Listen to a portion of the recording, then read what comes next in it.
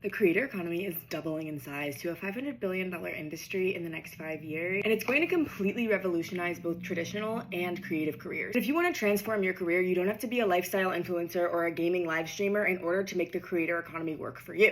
Here's how I'd get started if I were you. For context, I used to work at Google and I got a job at YouTube because I was a content creator and was helping to launch YouTube Shorts. Within that job, I got a lot more opportunity and access to working with executives I never would have at the age of 23, simply because I was the target audience for what they were building. Depending on what your career is, there's a few ways to go about this, but I think at the center of the strategy should be establishing yourself as a thought leader while creating a lifestyle differentiating factor that people can recognize you for. Many executives at big companies have caught on to doing this, and what they're doing is creating a competitive advantage for themselves so that when it comes to promo or other opportunities outside of the company, they now have more eyeballs on them and then something that no one else in their industry or even their organization can compete with.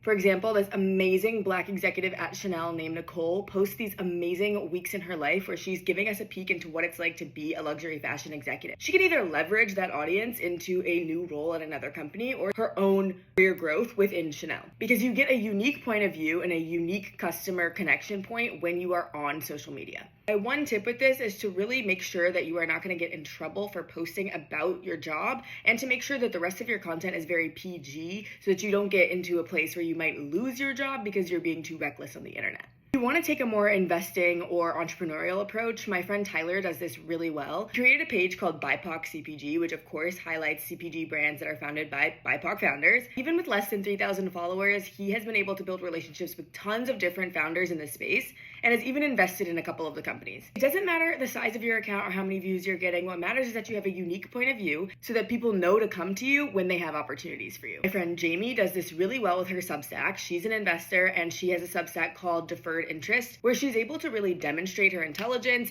break down industry trends, and show that she has a very strong point of view when it comes to investing in the space. Also talks a little bit about lifestyle too, so that an audience can develop a relationship with her. Busy professionals don't have a lot of time to be creating a ton of different content. Initial approach to this is to get comfortable with posting on social media, whether it's on Instagram or on TikTok. Once you've started to build that audience and gotten comfortable with short form content, I'd also expand to long form content where you can share more of your industry insights, whether through a Substack, a podcast, something like that, just to establish yourself as more of a force in the industry. I'm going to be sharing a personal branding ebook that dives all into how to do this very soon, so subscribe to my Substack 2 Online with Alexis Barber in order to get updates about that. If you are in a traditional career, building a personal brand online the right way is one of the best ways to set yourself apart as this transformation takes place.